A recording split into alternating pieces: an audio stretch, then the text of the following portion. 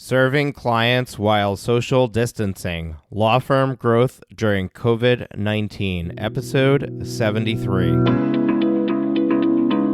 Are you ready to make your law firm a profit-generating machine that will free up your time and skyrocket your impact?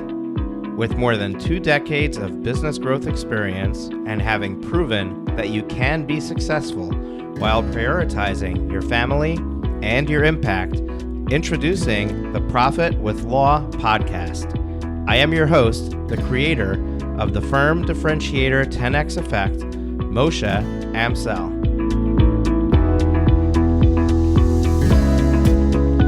Well, hello and welcome to another episode of Profit with Law. I am your host, Moshe Amsel, and today I'm going to keep this intro really brief.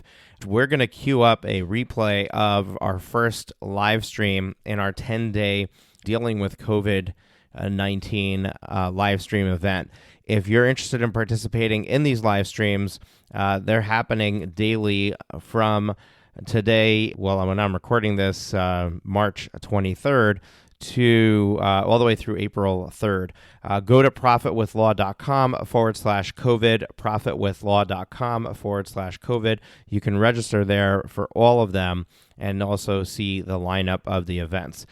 So I'm not going to keep you any longer.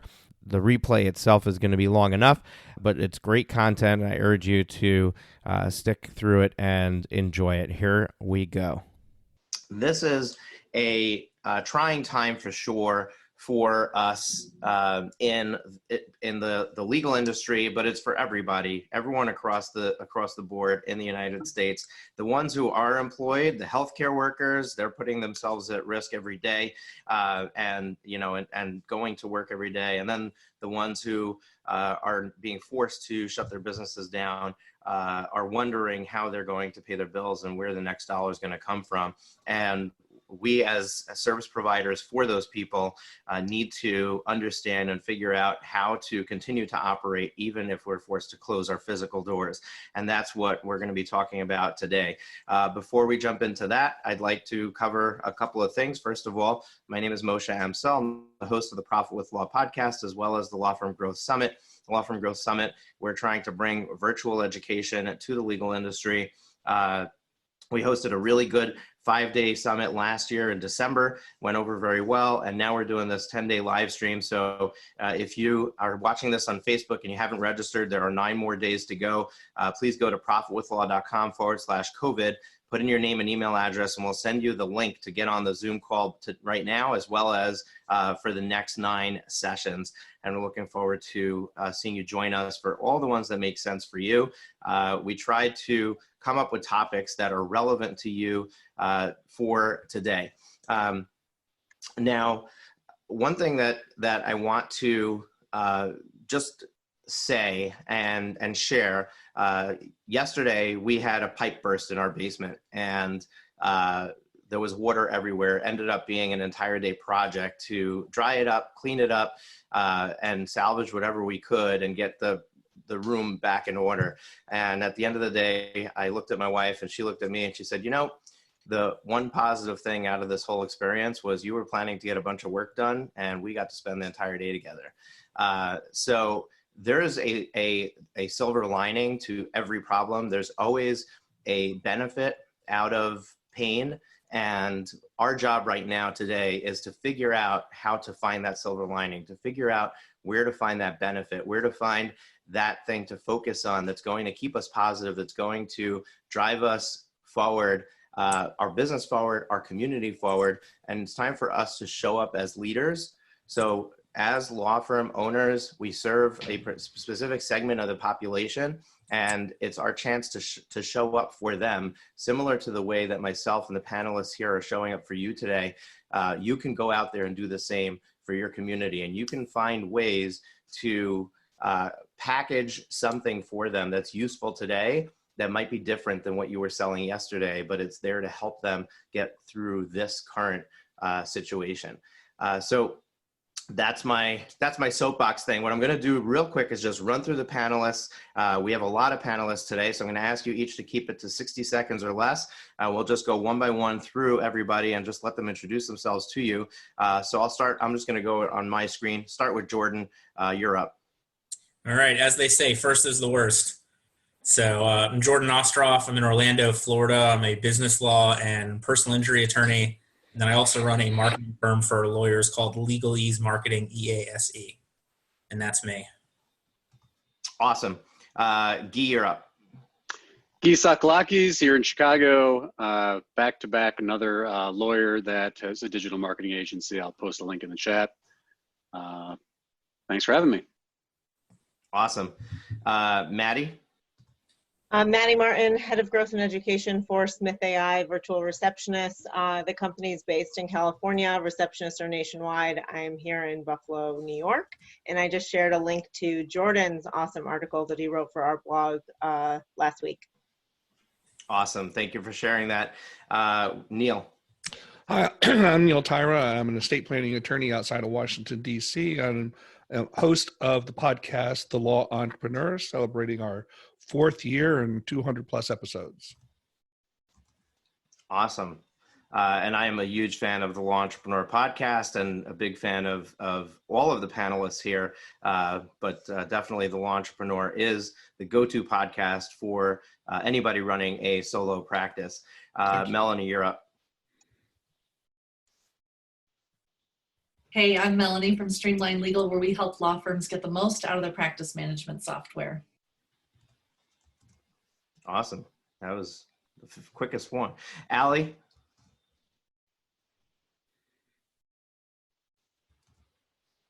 Allie's muted. I'm going to unmute you or try. I gotcha. Thank you. I'm Allie Katz, the founder of New Law Business Model. We've been helping lawyers serve families and new law and business owners online for about 13 years now, online and offline, using our New Law Business Model where lawyers are receive $3,000 to $5,000 and $750 to $3,000 a month for providing strategic business counsel services. Awesome. And Lindsay? Hi, my name is Lindsay Jani, and I am the owner and creative director over at Simply Sunshine Events. And you guys might think that this is a little weird to have an event planner on here, but I also have advertising and branding experiences as a client services director as well, and here to help serve any small business owners, take the guesswork out of running a successful small business.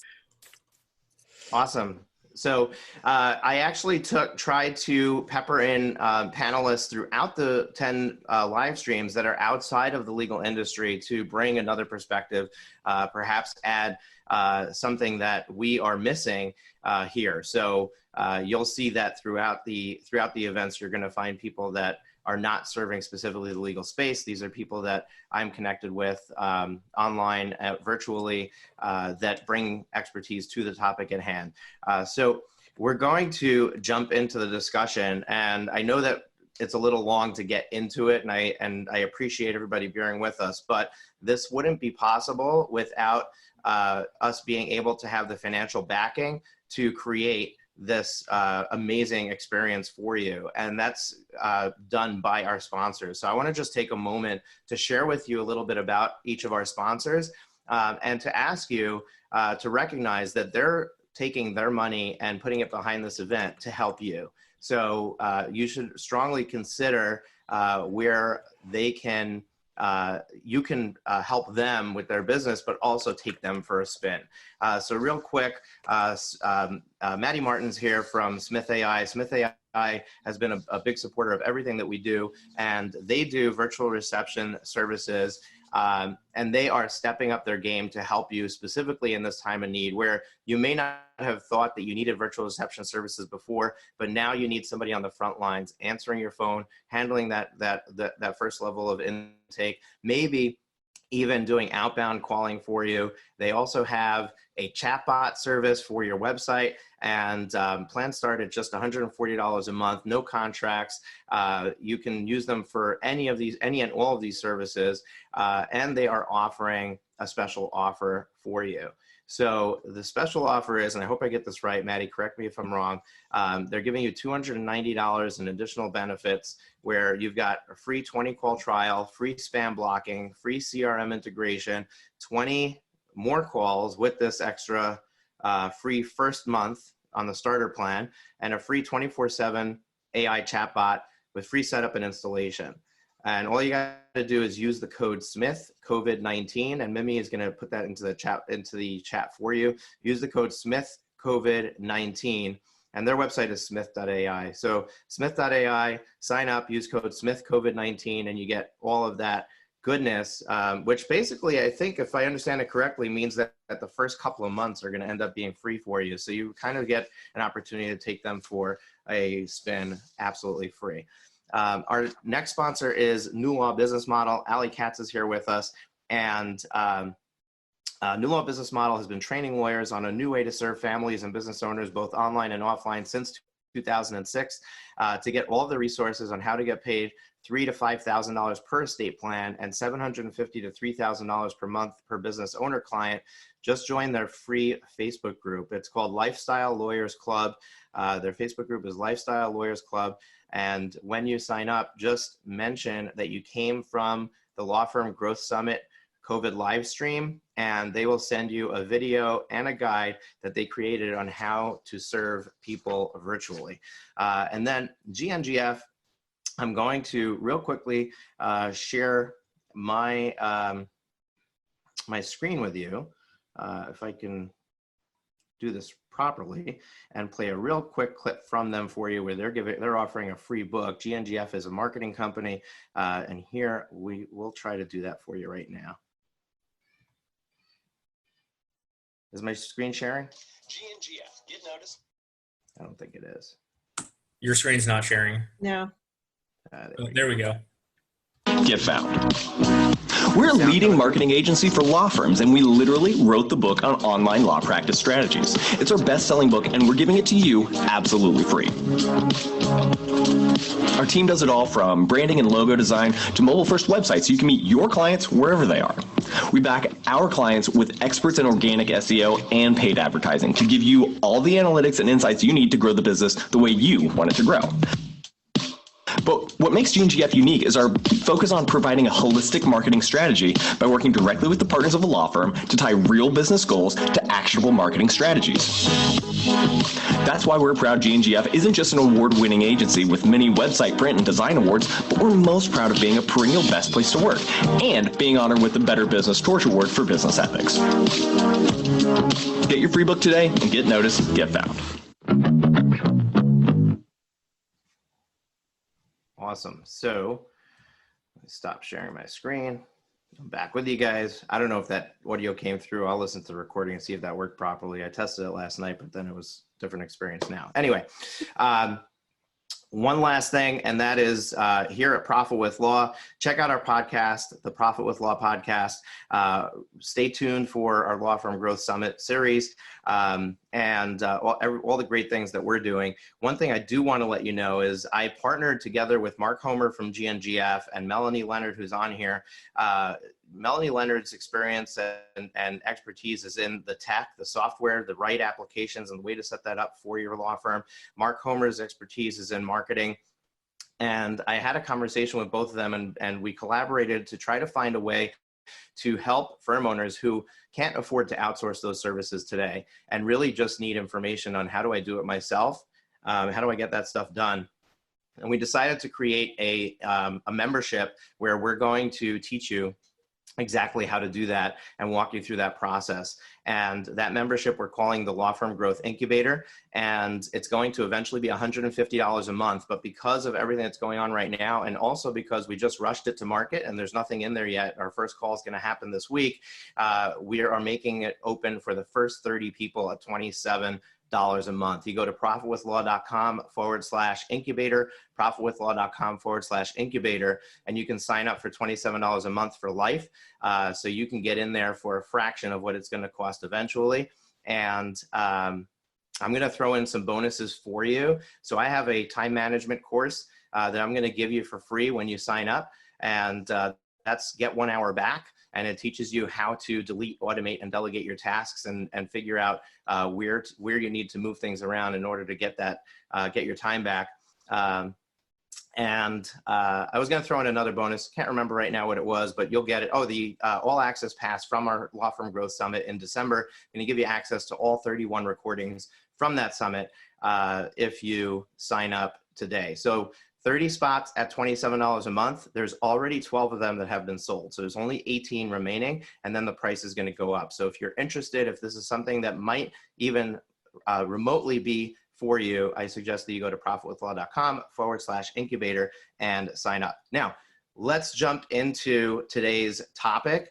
And what I'm going to do is I'm going to ask each of our panelists to just share one tip that they have experienced with operating remotely, serving clients virtually while being quarantined, or quarantine is not the right word, social distanced in their home. And I think it's more physical distance. We're trying to create a social atmosphere here.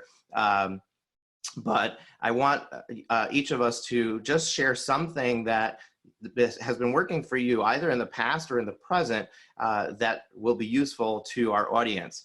And as I go through the panelists, what I'd like everyone who's here to do is to go into the bottom of your screen. You'll see that there's a Q&A section. If you have a question you'd like to pose to the panelists, I'd like to try to address as many of those questions as possible while we're here.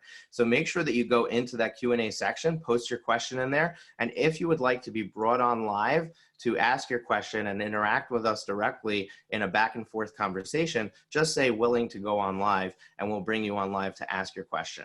So with that, I'm going to go straight to Lindsay to be the first one to share with us a tip on working remotely.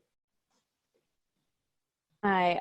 So a lot of my clients, I deal with a lot of high emotions in my part of my industry. I am a wedding planner, so as you can all imagine, but I have been reaching out to them personally, giving them a phone call, but also sending them an email to let them know exactly how I'm operating. They all know that I have a young child at home. They all know that my husband's now working from home. So it is a different dynamic, but they know that even though there might be a delayed schedule and me getting back to them, I will always get back to them. So I'm leading them instead of having them worry. So that's kind of what I've been practicing in my every day. Awesome. Okay, Jordan, we're going to go over to you. So for me, what I always tell people that I like to do is I like to take good ideas from other companies. So for example, I stole the concept of doing core values from my dentist.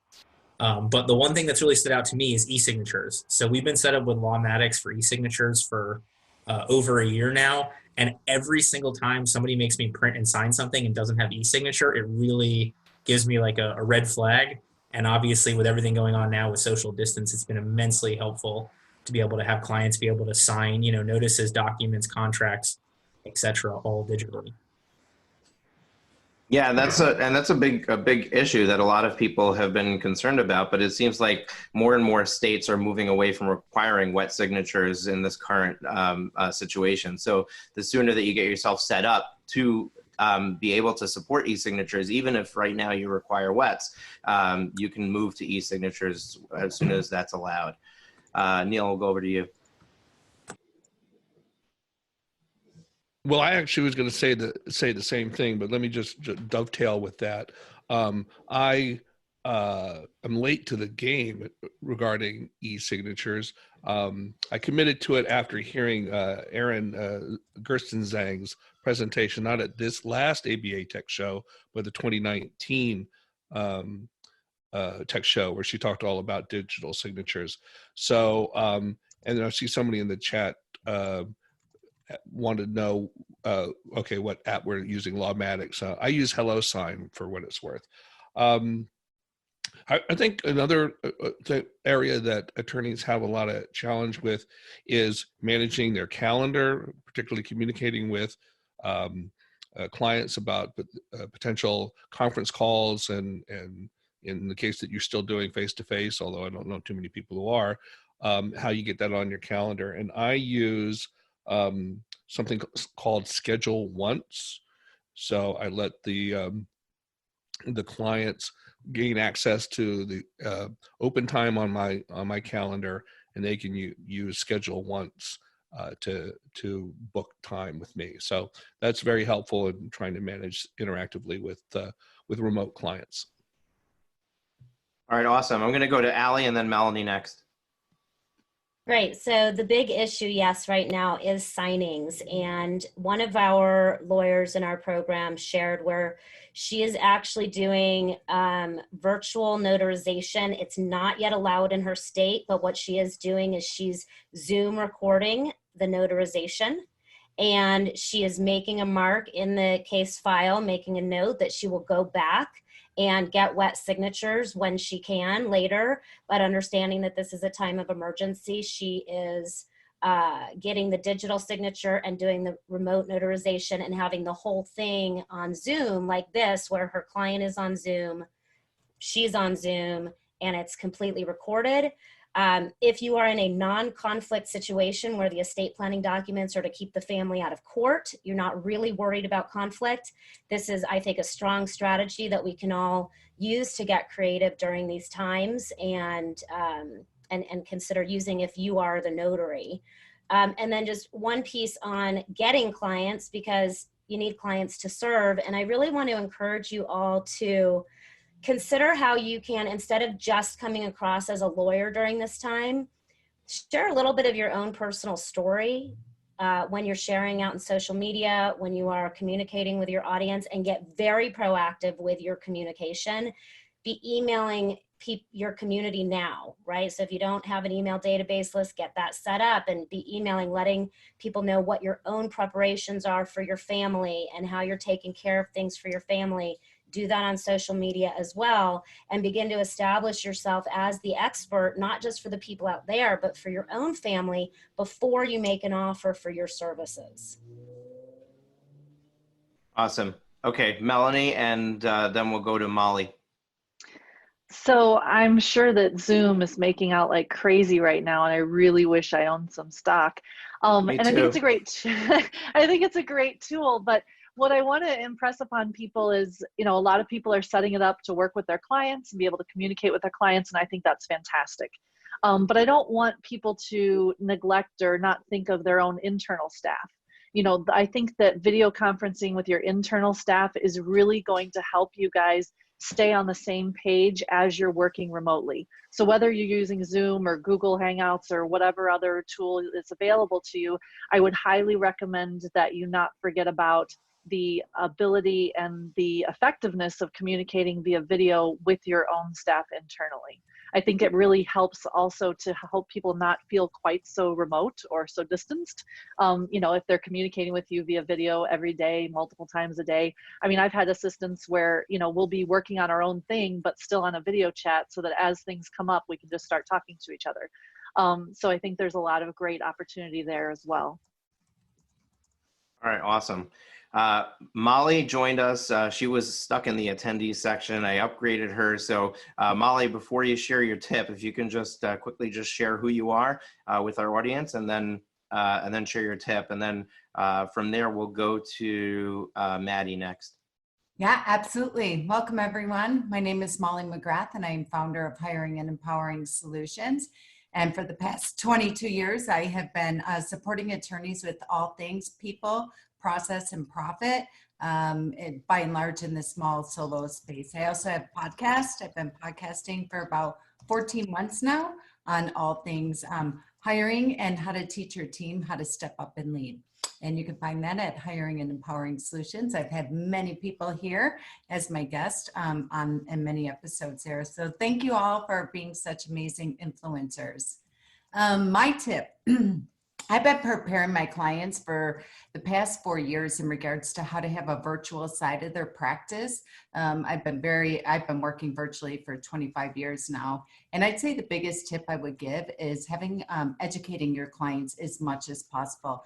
People are so hungry for education and communication right now and connection. So a lot of our clients, what they're doing is recording virtual webinars and calling them teleclasses and things of that nature, and over communicating with your clients, giving them valuable information, staying away from the virus and the fear, but really speaking into empowerment and education, and creating a webinar and Zoom. Like, I wish I bought stock in it as well, but Zoom is phenomenal. And a lot of our client service coordinators are actually calling the clients this entire week and helping them with getting online and recording videos and sending it to them. So anywhere that you can give education and enrolling your client service coordinators and doing a client care campaign and just reaching out and connecting and seeing how you can help and serve, it will go such a long way for the long run.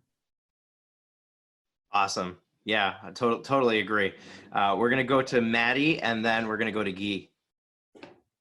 Great, thanks guys. So I mean, I'm really focused on systems right now, both internal and external, as I think we've touched on both. So internally, especially when you're working remotely and your teams are remote too, and you don't have those systems set up, Slack is a great tool. Project management tools like Clubhouse are fantastic. They are super cheap. All the things that people have been mentioning here, most of them, calendaring, like these solutions are, you know, free, $5, $10, $15 per user per month. Like, they are very cheap and month to month. And it's important that your systems, when you're scrambling, you know how to check in with your team. So I recommend like a daily quick stand-up meeting, which can be over video or just for your team to tell you what they're working on today. So you know that that's the priority that aligns with your firm. And then Monday and Friday, sort of like what I will accomplish this week, and then what actually got done on Friday as a report out. Again, pretty lightweight and quick. Just make sure that you are in touch with what's happening in your firm virtually.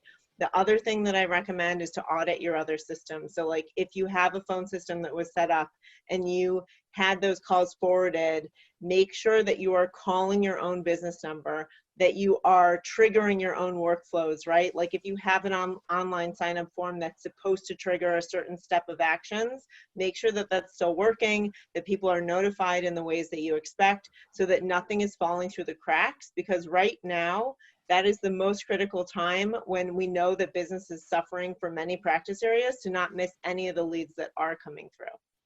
Yeah.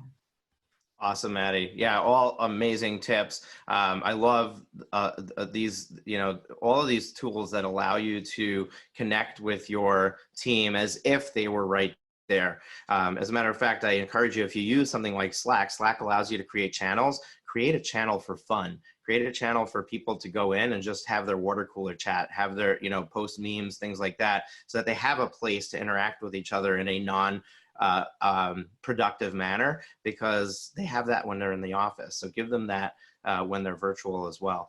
Gyi, we're going to go over to you. Yeah, so a lot of great ideas already shared. Maddy really nailed what I wanted to talk about, which is making sure that you focus on their experience. So, you know, look, everybody's scrambling right now, especially folks that don't have a lot of historical systems or technology that enables them to work remotely. Don't forget to test everything from the viewpoint of both clients, team members, and, you know, think about the types of issues that they're going to be facing. You know, not everybody has a dedicated desktop at home. A lot of people are going to be on mobile. And so if the tools that you're using aren't mobile friendly, if your website's not mobile friendly, I think the phone thing's a huge issue too. If you haven't updated something, like if you used to use some other dedicated office line that went to your office, your Google My Business profile or something like that, all of a sudden that's just going to break. So test everything. Call the numbers, click on links. If you're using Lawmatics, which full disclosure, I'm an advisor to Lawmatics, love Lawmatics. Make sure that you test all the automations that you create in advance.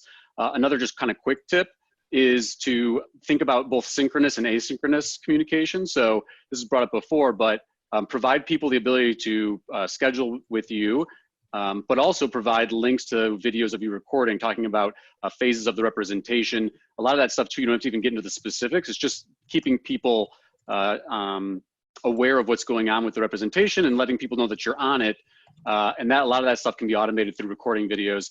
And my final thing, my quick stack here is, we use Calendly. We're customers of Smith AI. I highly recommend checking them out. and Zoom. And a lot of that is, I mean, people can call us. Smith can schedule it right into our Calendly accounts. It works with our CRM tool as well. And then it's automatically populated to give a link for the Zoom meeting as well. So all seamless, great experience for people that are trying to schedule meetings. And really, as Maddy said too, these are not huge monetary investments, and they're alternatives, right? I mean, some of the stuff I even talked about, you can do with MailChimp and YouTube for free.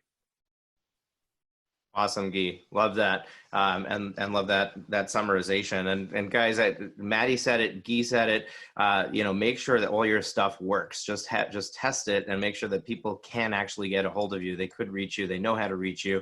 That's key number one. I'm going to share something a little bit offline. So one of the problems that I have when I work from home, and that I have especially now when I have kids, I mean, I've got a 4-year-old and a 2-year-old here, and man, I'm like 85% daddy daycare, and the rest of the time trying to squeeze my work in. So how do I make sure that I'm productive the entire time? And the key to that is approaching your day with a plan. And what I use is the 90X Action Planner. I promote this a lot, but basically it allows you to really focus on what your goals are and your key tasks for the day. And what I do is at the beginning of the week, I say, okay, what do I need to do this week that's going to move my business forward? What towards the goals that I have for this quarter? And the fact that things are falling down around us doesn't take that away, but instead it makes me be even more focused on the things that matter the most to move towards that goal. Now, if you go to their website, and maybe if you could put their website into the chat, I believe it's 90xgoalplanner.com. They offer a free downloadable where you could print out the format of the planner. You can print out a couple of pages. So if you don't want to wait for a physical planner to come, you can start using that, but really get focused on what are the most important things that you need to do today, and do those first. Do those when, the second that you have a free moment and you're, the kids are out of sight and you can actually focus, get those things done, because if you end up getting pulled away, at least you took care of the most important tasks. So that's my tip on how to be productive. Moshe, can I ask you a question about that? Sure. So, I hear a lot of people, a lot of attorneys who are saying, I'm going to use this time to really get focused on my planning and my, in some cases, journaling. What do you do, or do you have any tips for how to stay focused on that task, the task of using your planner for more than a week, length of time? Yeah, and like any tool, when you start with something new, it's exciting, and you start, you hit it. And Neil, I know you're a techie, you love trying new tools, but I know that you talk about some tools, and then all of a sudden 2 weeks later, we're not hearing about it anymore. And then some tools you talk about, and you're still talking about it today. So what separates those? It's a combination of building habits and finding what works for you. This works for me. And it works for me because it's physical, because it's not a gadget, it's not a tool. So I have it on my desk, and as long as I get in the habit of using it, that's really the key. So it's all about building habits. And if you want a good Audible book to listen to now while you're stuck at home, Atomic Habits is an awesome book. And if you go through that book, you'll see that the key to creating a habit is just to simply do it for a period of time. So if you just decide, okay, for 30 days, I'm going to stick with this, chances are that at that point, it becomes habitual and you're just going to continue doing it. So I think that it's really buying into the fact that this is the solution and then sticking to it for a long enough period of time to create that habit. I know this today's live stream is not about productivity, but I think now more than ever, really, we need to know how to get productive and really manage our time. So I'm glad you're talking about it. And I wanted to share a resource that's a 30-minute podcast you can listen to. It's on the Life Coach School podcast with Brooke Castillo, and it's called Monday Hour 1. I think it's like episode 306 or something like that. But if you just search Monday Hour 1 and the Life Coach School podcast, what they teach there is part of a time blocking process that it allows me to accomplish everything that I've accomplished in my life. Like if it doesn't go on my calendar, it doesn't happen.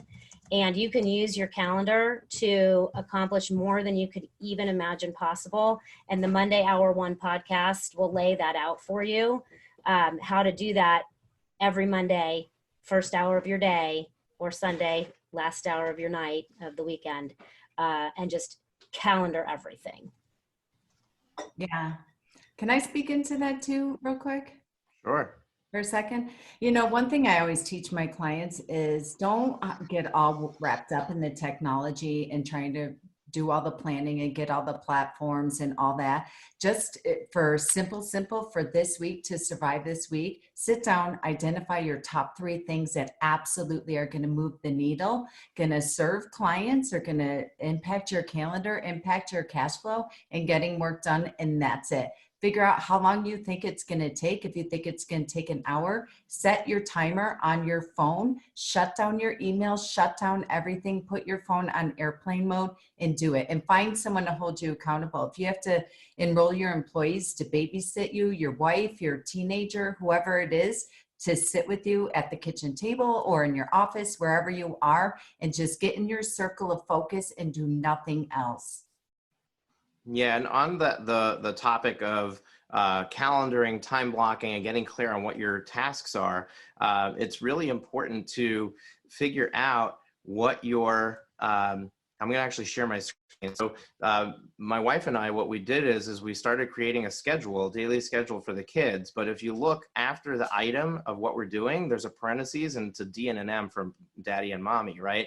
So I know, she knows that I'm on this live stream right now. So she has to be the one taking care of the kids for these tasks. But then the ones that are open, we're flexible, and the ones that I'm doing, I know that she needs to be available to do whatever she needs to do during that time. So we're creating these blocks on the calendar to make sure that we know when we can actually tackle a task. So getting really clear on when is my productivity time and when is my time to slack off, especially when you're home and there's so many distractions around you. I mean, between laundry and putting dishes away and whether there's kids or not, there's all kinds of things that you could be doing other than working. So if you don't get clear on, okay, this is my focus time, this is when I'm going to be getting things done, and put that on the calendar and then get clear on what those tasks are, now you can really be productive and move the needle forward.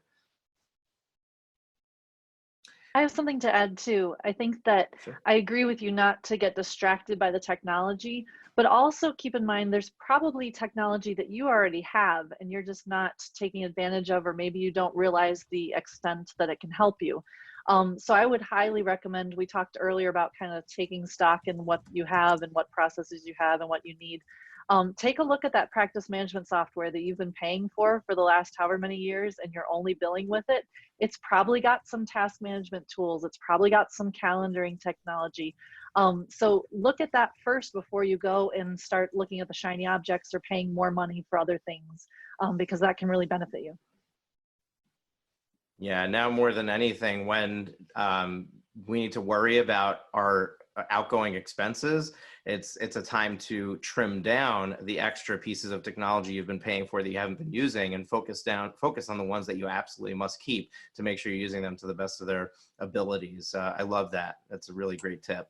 I have one more a point about, using things or maybe even people to the best of their abilities. I think that there's often in solo and small firms, a lot of hesitancy to give up control over certain things that your team, if you have a team and support staff and paralegals who can help you, delegate more to them at this time, because there's going to be so much to do. There are opportunities to reach out to clients and try and drum up business in that way into referral partners. And I mean, one of the things that we see most often is just like a resistance to delegating, because there's an aim toward perfectionism, and that's completely understandable. A lot of people face that, but right now, don't worry about things being so perfect that, your email doesn't look absolutely perfect and your designer didn't get back to you yet. I mean, maybe they're busy too. Just get these things out and reach out with those communications, what you're doing during this crisis. If it's just a plain text email, at least you got that word out, and that's more meaningful than having it be perfect and beautiful right now. Yeah, I'm sorry, who did I just cut off? Jordan. So Jordan, go ahead. So to jump on what Maddy said, I also think that really helps you figure out, what staff you have that's essential. You may have people that are going to be a lot more integral to the firm coming out of this because they were able to do 2 or 3 other things through this. And so it's a lot easier to, keep them on staff through this, keep them, getting their paycheck as well as helping the firm long-term. Yeah, and to Jordan's and Maddy's points, I want to point something out that you really need to look at this from another angle. We go about this idea of staffing, the wrong way. If you look at the value of your time, and when you spend any amount of time doing something, what is that taking you away from? You suddenly will start to realize that it makes sense to outsource these things. It makes sense to hand this off to somebody else. It doesn't necessarily mean you have to hire a full-time employee to get that done, but there's so many options out there today. I mean, look at Smith AI, your virtual receptionist, that front end, front line for you. Look at the idea of getting a virtual assistant. I have 2 full-time staff members in the Philippines. Without them, I wouldn't be able to pull this, this live stream off with all the promotion around it. But they are very inexpensive way for me to get the job done. So start thinking outside the box. Don't think about, okay, I need to hire a person to do this. But now that you're home and your time is limited, but you still have these productive tasks to get done, what are the things that I could bring in outside help to do? Can I go on and outsource something specific to somebody who's talented in that, give them the business? It's going to cost me a fraction of it. A good example, let's say you want to fix your website or make changes to your website, and you're not engaged with a marketing firm, and that's not in your ballpark, but you just need to get that done. Instead of you spending hours trying to figure out how to make it pretty and doing a half-assed job at it and not even being good, go to I'm forgetting the name of the site right now, but one of you is going to help me, I'm sure, where you can just get somebody who knows how to do websites, and for $20, $30 that, they can knock out something that you're going to spend hours on. Any of you going to help? I would love to say something about this, because I saw Jordan said too many lawyers get stuck on $10 an hour tasks and therefore miss out on the $100 or $500 or $1,000 tasks. Absolutely. It is so important that you are clear on how much each client is worth to you. The reason we focus on this $3,000 to $5,000 per estate plan for our lawyers is because that way the lawyers are able to forecast, okay, if I'm going to get 4 clients in a month, which is typically the initial capacity that a lawyer can serve. It's only 4 clients if you're doing it as a true solo. And let's say your average fee is just $3,500. That's $14,000 a month. As a business owner, you have to plan to invest half of that. Invest half of that in your growth, in the tools that you need, in hiring other people. And y'all, that's what's going to keep our economy going right now. We have some of the most valuable skills to offer in our community that people will pay well for. So really, I see it as your duty to get paid well and hire others in this time when our economy is crashing. People need to be supported by you. So please don't be discounting your services where you can't hire. Don't try to do it all yourself. Instead, you focus on educating your community, getting clients in the door, and serving your heart out and hiring as much support as you can to expedite that process. And don't try to cheap out, because when you try to save money on like, oh, this thing is $15 a month, I'm not going to pay for that. How can you really serve your clients? No, pay for that. Focus on getting more clients and hiring as many people as you can using all the tools you can. Please, we need you now more than ever to do that. Yeah, I think people go around the idea of whether to make these decisions the wrong way. In other words, you look at the expenses being the thing that comes first, and whether you can afford it in your current situation. And what you need to do is you need to look at the expense as an investment in possibility. And if you do that, if you're able to just foresee what that can create for you 1, 2, 3 months down the road, that expense is inconsequential. And it's going, if you look at it the wrong way, it's going to stop you from doing that. And today, more than any time, where you're concerned and worried about where's the next client coming from, is all the more reason why you should be up-leveling the investment that you're making in your firm to bring on the support that you need so that you can focus on increasing the value that you're providing, focus on increasing your leads that are coming in. And I think that it's counterintuitive to the way that a lot of people are operating and thinking today, because they're worried about tomorrow.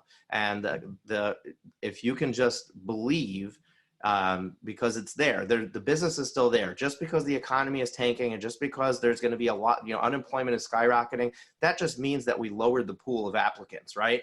But there's still plenty of people who have money. There's still plenty of people who have needs, and they're there for the taking, and you have to figure out how to get in front of them. So now more than ever, you need to be able to focus on that and remove yourself from the tasks that are not there, that are not giving you the flexibility and the ability to be able to focus on that. Yeah. Can I piggyback on that real quick too? Of course. So one thing when you were speaking, I agree with Allie, absolutely. I would say you have college kids at home. I have my clients right now over the weekend. They have their college kids setting up their YouTube channels, starting to deploy some of their Google AdWords.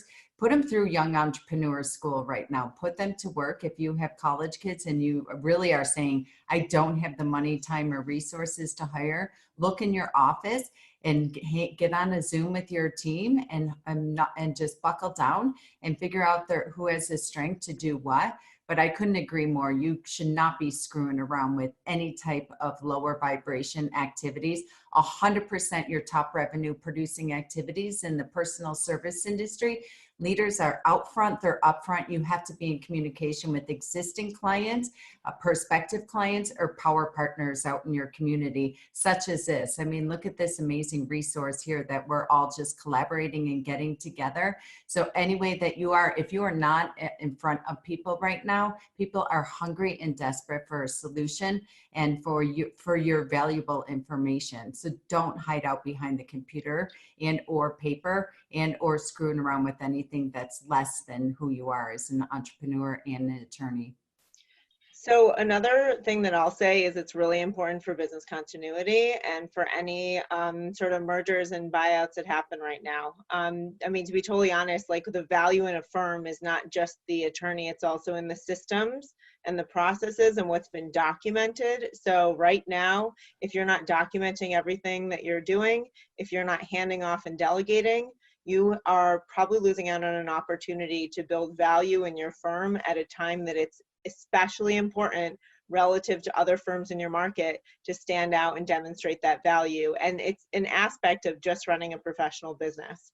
So if anything were to happen to you, or if your kids are home and something happens to them, or if you have an event that is unexpected like we're dealing with right now, and it's having a reverberating effect, there needs to be duplication, and there needs to be contingency, and there need to be processes to follow if you're not able even to give those direct orders. So get that in a new habit and practice giving those orders and reviewing work and having people be able to do the job that is not the lawyering work. Maybe if it's just administrative or support or marketing, as Molly is saying, there are plenty of people who are probably at your disposal that you may not be tapping into for these sorts of things. And there are new people who you can add to your network.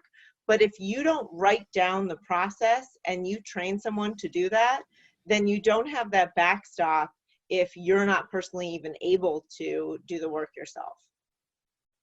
Can I hop in here for a second? And I Sure. think it's a really great opportunity, like Maddy was just saying, to start outlining your processes, but also while outlining your processes, you can also start to see where you have redundancies. You can start to see where parts in your process, they just don't make sense anymore, especially if you're starting to use new like CRM tools or anything else. You can start to identify exactly what technology can help you and what that can take off of your plate, but how you can also share some of the tasks that maybe you don't need to do with some of your other team members. So everybody starts to feel a little bit more utilized, especially kind of right now. People need to feel needed and that they do have some job security. So going down and chunking down what your process is really helpful just for anything, but then also understanding what maybe you do and what you don't need to do in your company.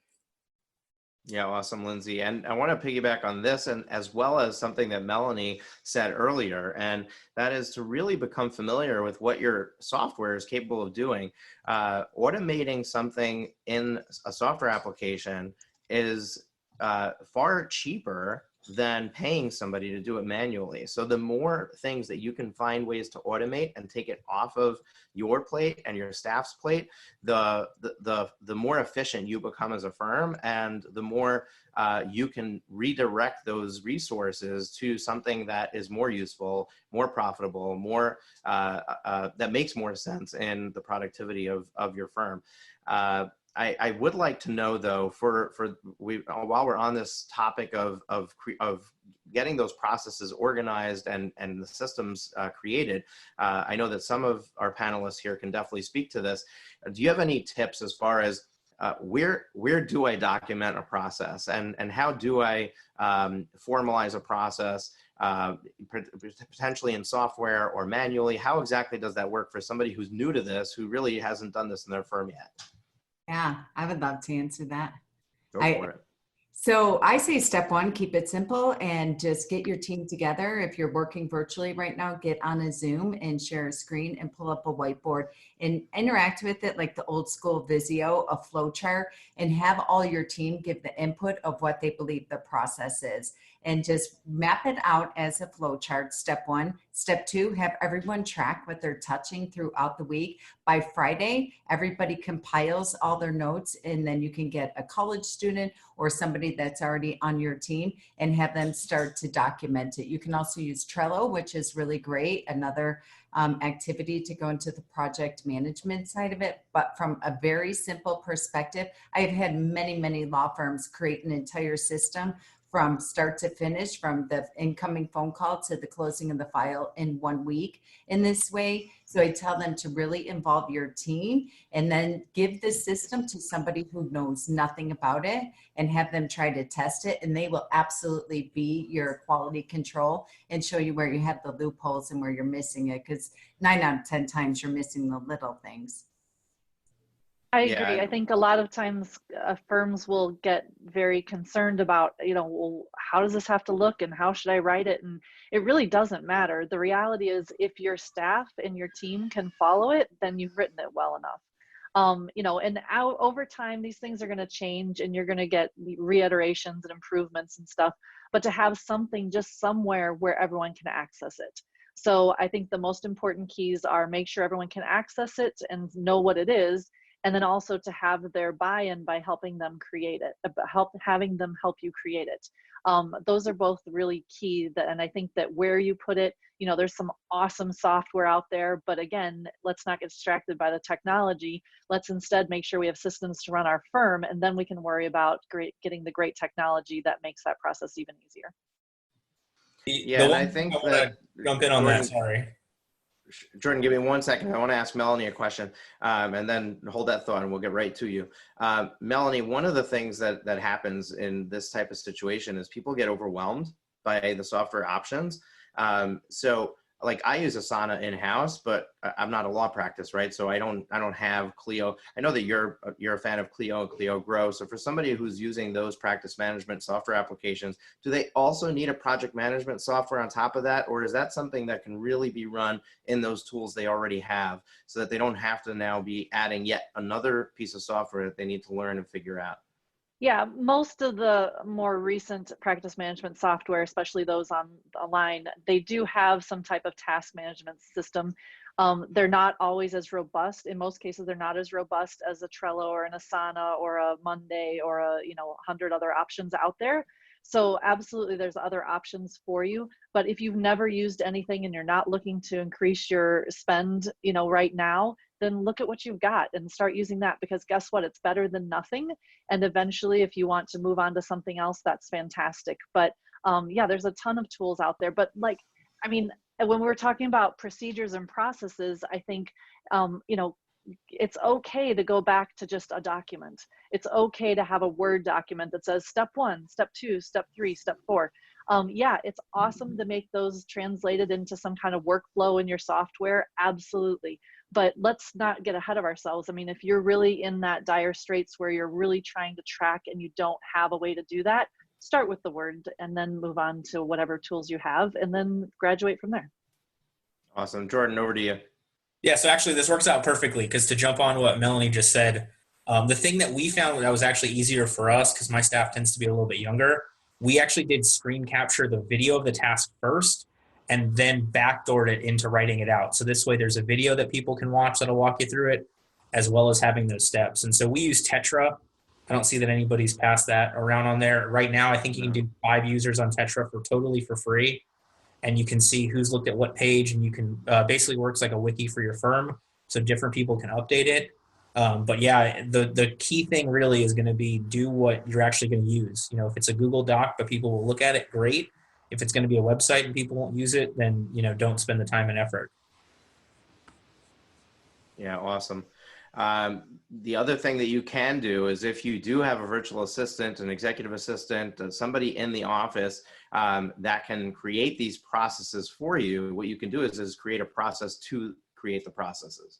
So you can basically map out exactly how you want these processes to look and then hand that off to that person. So you're not busy with this process creation, but rather they already know what needs to be done, and then they're documenting it for you. You then go and review it and make sure that it looks good for you. Somebody put in there Process Street, process.st. That's a great site for process creation.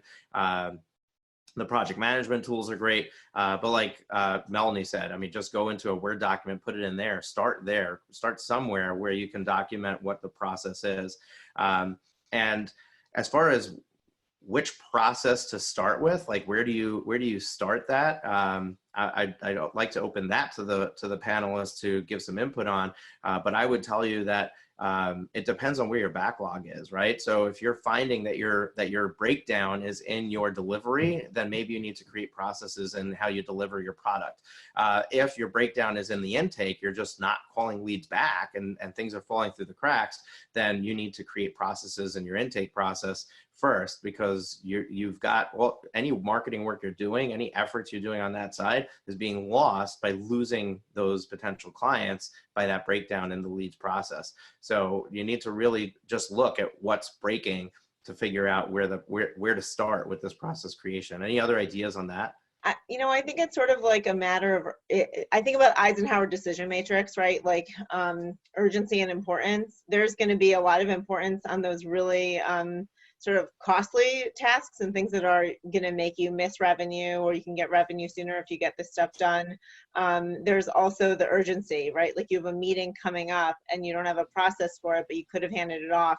There's like the thing that's not at all that technical that you can do immediately is if your team is available and you can have someone shadow you while you're doing the thing, do it right now, right? So like maybe you don't even have time to write down a process, or you're not sure how you would translate it to someone who hasn't been doing it, because sometimes it's hard to see what you know so well and put it down on paper for someone who like has no experience. If they just shadow you, they can absorb and see the experience for themselves, and maybe even them writing it down helps to clarify it for someone who's coming at it with new eyes. So it's urgency, and it's how much it's worth to you as a task, or what the result is of that task to do that work for a client.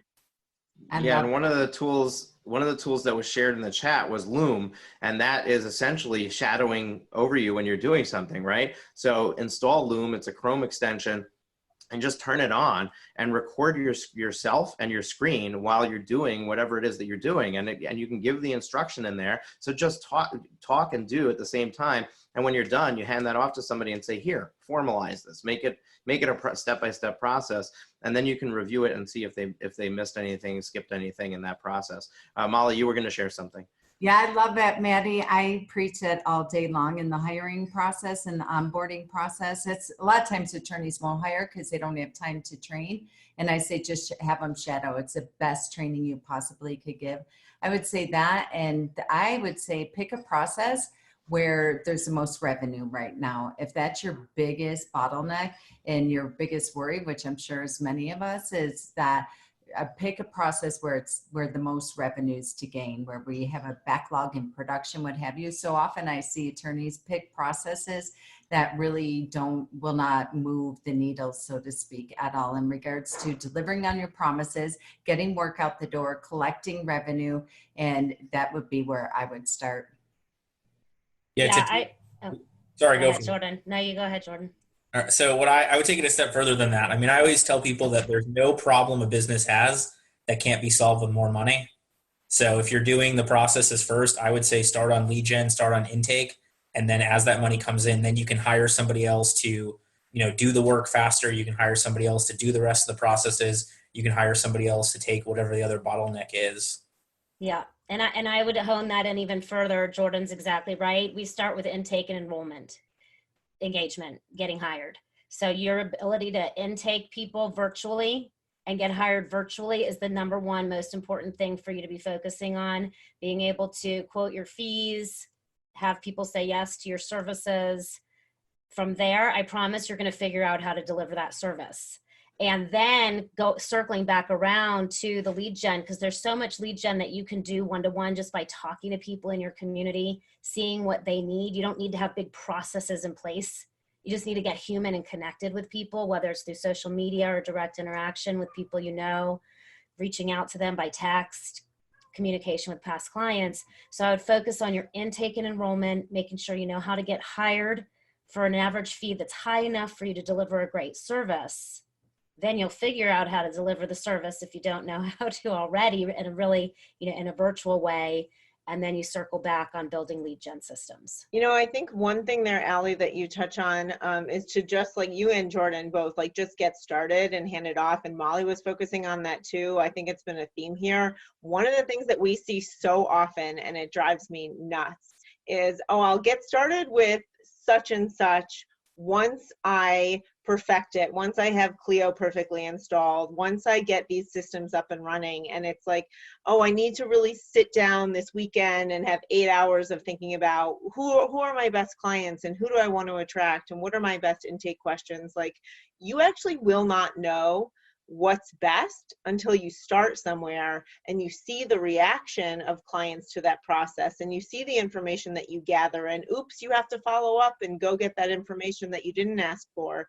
And then you'll start refining the process. But you have to get started somewhere. And I think so many people just never get started because it feels like this big, hairy, scary problem that needs to be perfect from first handoff. All right, awesome. So our topic today was serving clients while social distancing, and I just want to bring it back to that. We're now at the top of the hour, so we're going to do a wrap up real quick. So if anybody has any specific tips that we haven't covered, specifically on serving clients while social distancing, I'd like you to just jump in and share that with our audience. And then I'm going to go back and just reiterate our sponsors and what they have to offer and invite you to join us on tomorrow's call. So do any of our panelists have additional things that they would like to share specifically on serving clients while social distancing? Yeah, I'm just going to repeat what I put in the chat because I think it's so important, especially as the points about getting paid. Look at ways that people can pay you through your website, virtually, remotely. It goes back to that same theme. People, you're not the only one who's stuck at home, right? Your clients are stuck at home. Your prospective clients are stuck at home. If you expect them to do things like pay you in a way that requires them to leave or making it more difficult, those are the places that I would start. I would start with the payment. I would start with delivering service delivery. It's not that, all of it's important, but if this is all brand new to you, if you've been working at an office and all of a sudden you're not at the office, you're not going to be able to get paid if the only way that you get paid is someone has to bring you a check, or the only way that you deliver service is if someone has to come and sign a retainer or come to your office to do something. So I think it's really important to focus on those things that other speakers have said. Get to the stuff that gets you paid in the short term. That's how you're going to survive. Yeah. I'd like to add to that too. People are home and they will take your phone call. They're dying for connection. So I would say now more than ever, enroll someone in your team and just make a phone call. Say, how can we help? How can we serve? Where you at? They have nothing but time on their hand, and everybody is looking for some solution, some action to take in a positive manner. Yeah, Moshe, that's a really good point, and it's one that we should expand on just a little bit.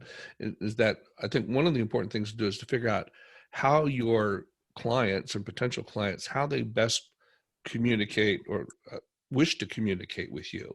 You know, I hear a lot of people, particularly in the estate planning community, say, "Well, I can't do Zoom conferences with my clientele. They're older and they're not that tech savvy."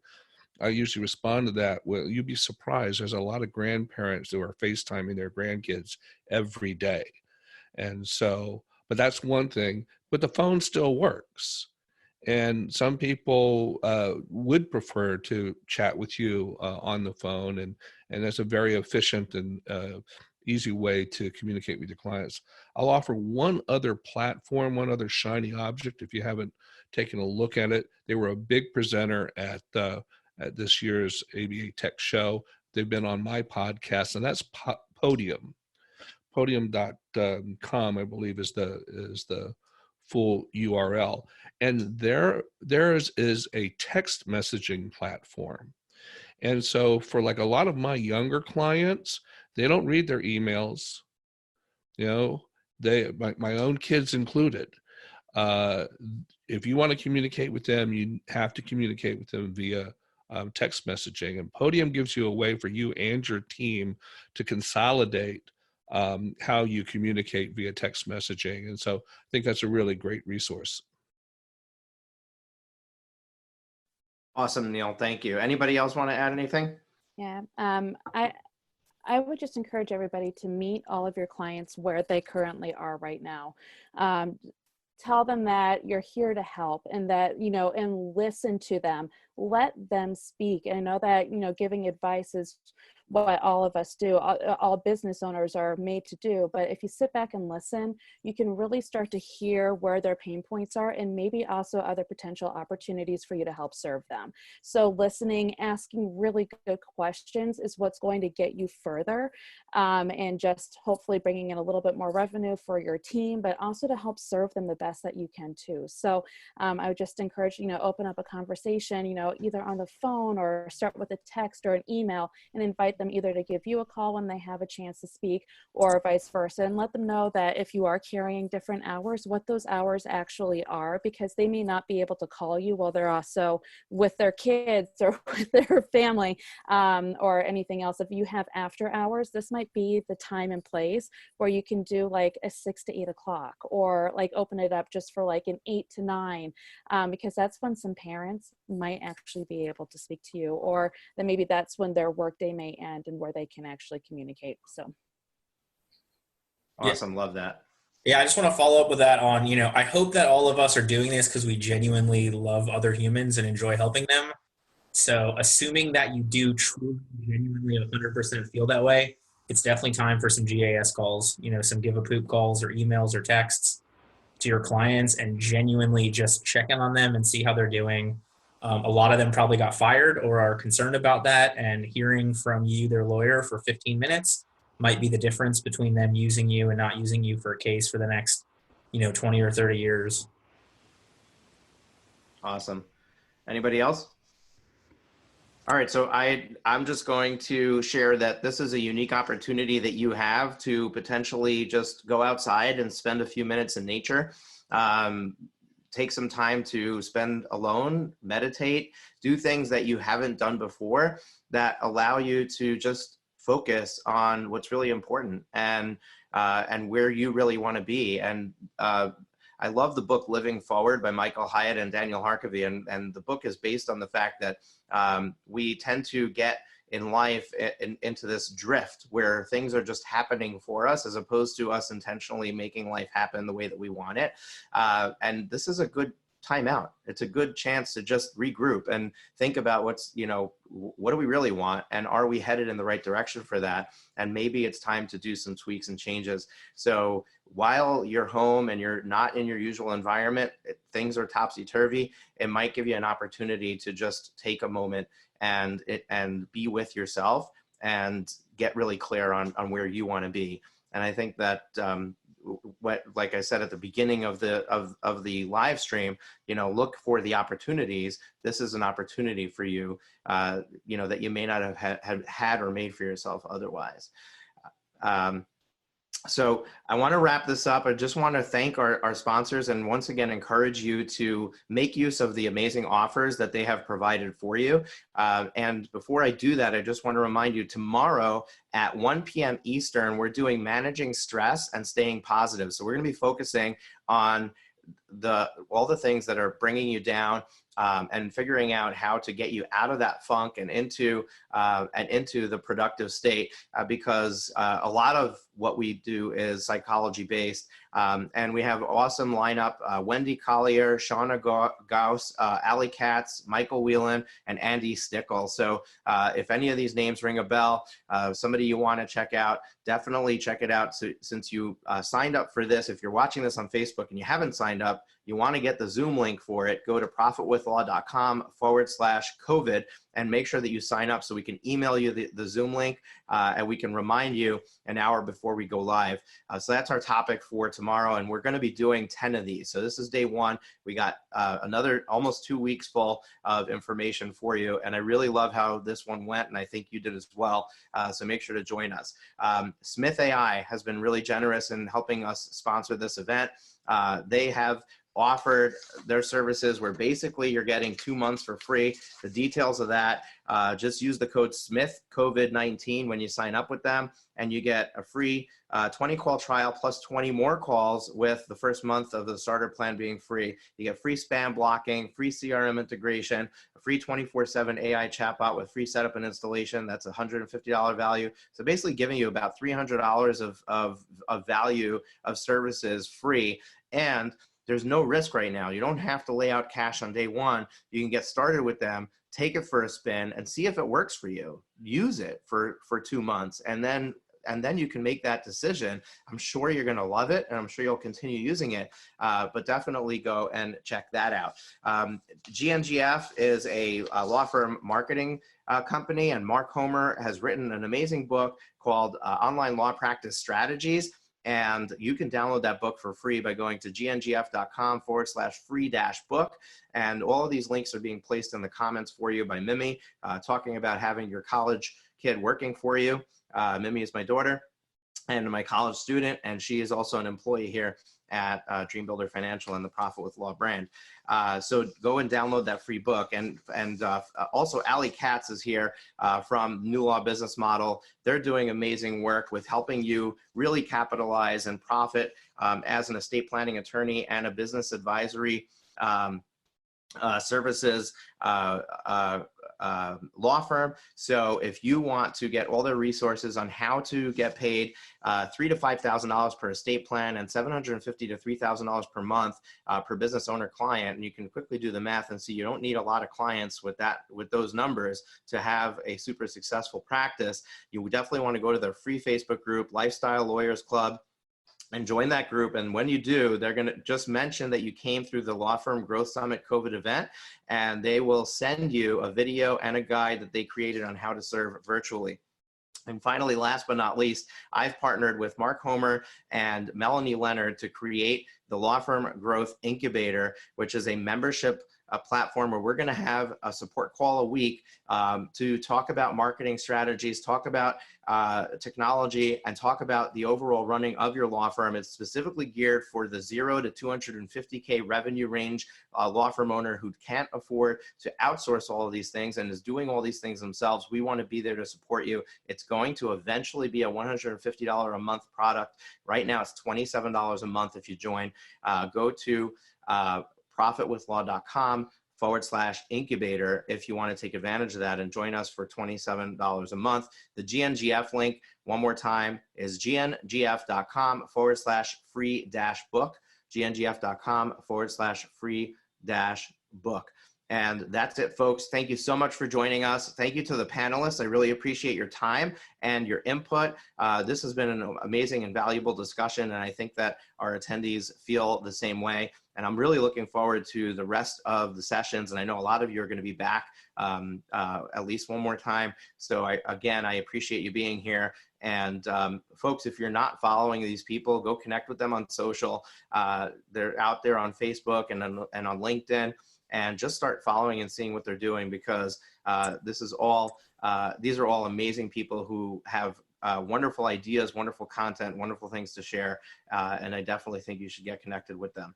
And last but not least, listen to the podcast, Profit with Law and the Law Entrepreneur. Neil Tyra is here. Listen to the Law Entrepreneur podcast. Listen to the Profit with Law podcast. This is something, the podcasts are unique in that you can listen to it while you're doing other things. So right now you're going to be doing dishes, you're going to be doing laundry, you're going to be doing things that you may not normally do. Turn us on. Listen to us. We're sharing valuable stuff. And as a bonus, all of these live stream events are going to be published as episodes on my podcast. So if you missed any part of it and you want to go back and listen to it, just go to Profit with Law in any podcast directory and you will find the replays of these live shows.